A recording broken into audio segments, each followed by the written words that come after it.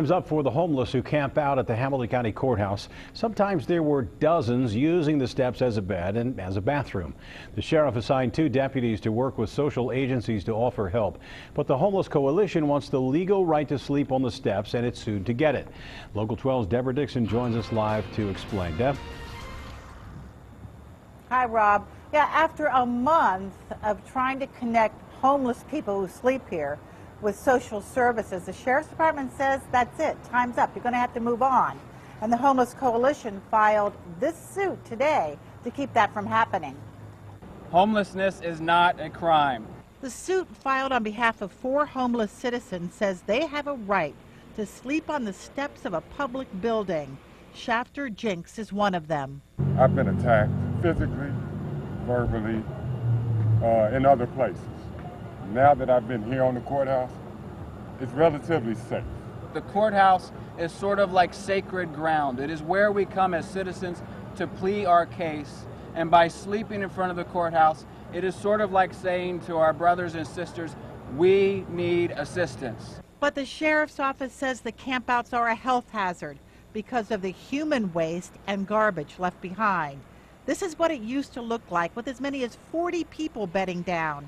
After a month of outreach workers and 2 deputies working the steps, there were just a dozen sleeping here last night. Even with 12 people camping out, we still have urine stains and so forth all around the building. I just saw it yesterday. We can't get out and clean it fast enough.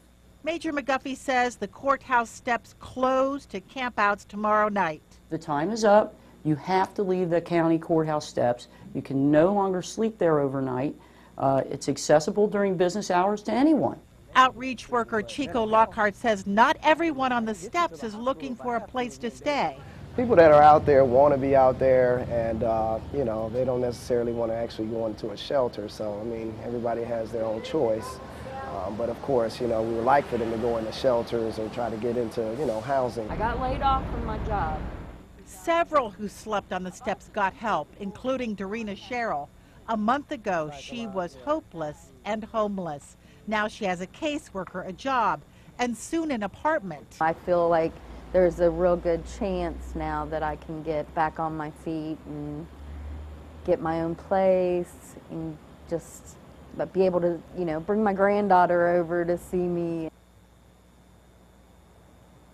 So, Rob, that whole month-long effort where the sheriff's office says, okay, let's all work together, let's try and get these people some help, it worked for a lot of people.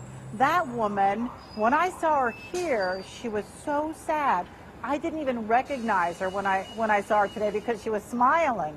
She said she can dream now. So it's pretty cool for a lot of people. Then some people, we still got the problem though, and we've got a suit on top of it, Rob.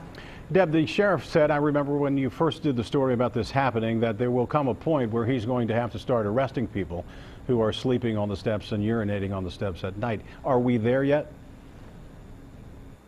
Well, but they're hoping not to have to arrest anybody. There's no room in the jail for trespassers. But tomorrow night they are going to the people who are left here and still sleeping here and telling them to move on. If they have to arrest them, they will. But that's definitely not the goal, Rob. Deb, thanks very much. The lawsuit Deb referred to says Sheriff Neal's plan violates the 1st, 4th, 8th, and 14th Amendments and the Ohio Constitution. Among the claims, the plaintiffs say they have the right not to be criminally punished for being homeless.